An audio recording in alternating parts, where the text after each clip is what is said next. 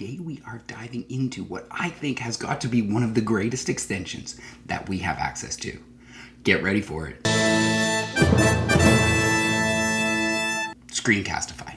Now, Screencastify, as many of us have probably used, is found as an extension up in the top here in our extension bar. I'm currently using it to record this video.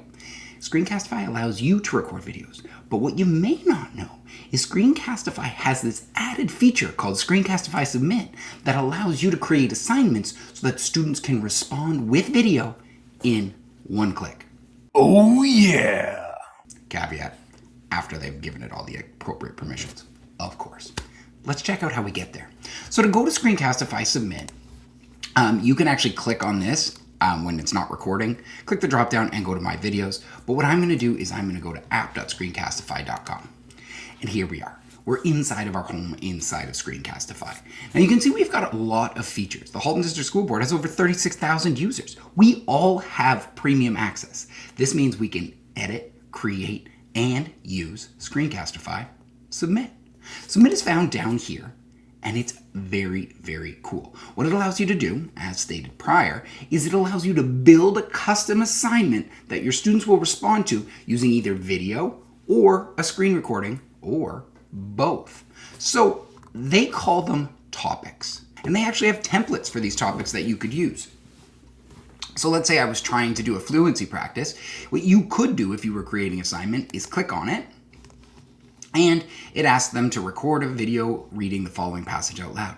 This is fully editable. You can choose to have them record anything. What's really great about these topics and Screencastify Submit in general is you have a lot of choice in how you present the assignment depending on the age of your students. So for us today, we're going to look and see how we could do this assignment and send it out to our students via a link, Brightspace, high school, or how easy it is to integrate it with your Google Classroom and send it directly to Classroom if you're in elementary. So, jump in with me. So if I click Math Assignment, what I can do is it actually builds in one for you, and again, change it to make it yours. Keep the human in the loop. But here's the cool pieces that they have within it. You can choose, do I want them to have their face? Do I want just their face, or do I just want their screen? So for this math assignment, I only need to hear their voice. Remember, as a safety feature, we pay Screencastify, so all their work is safe and secured. We have an agreement with them, so we don't have to worry about students using their face. Now, how do we want to share out our assignment? Well, you can either generate a link, if you're going to Brightspace, or if you have Google Classroom, you can directly put it onto Google Classroom. When you do that, it pulls up all your classes, chooses who you share it with, and directly connects to one of your topics. Now, you can put a limit on how long the video is. This is amazing because students sometimes will go on and on and on. So if I'm doing a short video where they have to explain 3 times 8, maybe I only need a 1-minute thing. You can choose how many points you want to give it, or you can make it ungraded. You can choose when it's due, and schedule it to be assigned at any time. That's Google Classroom. Let's dive in and see what that looks like from our student perspective. I'm imagining now that I'm an elementary student. I'm signed in as my daughter in my test class, and we can see here that here is the assignment Screencastify Fluency Practice. So all she would have to do is click on the assignment, she sees it, clicks on this live link, and this will pop up.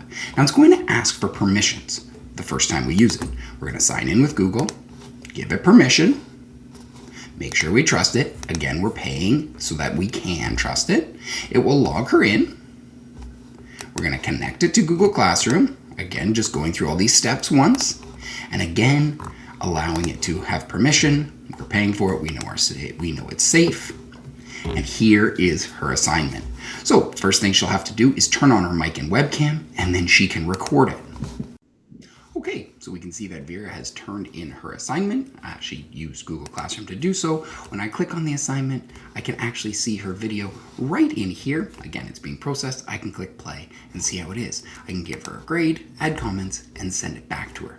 So that's how easy it is to use Screencastify Submit via Google Classroom. And I hope you enjoy. All right, we'll see you soon. Bye-bye.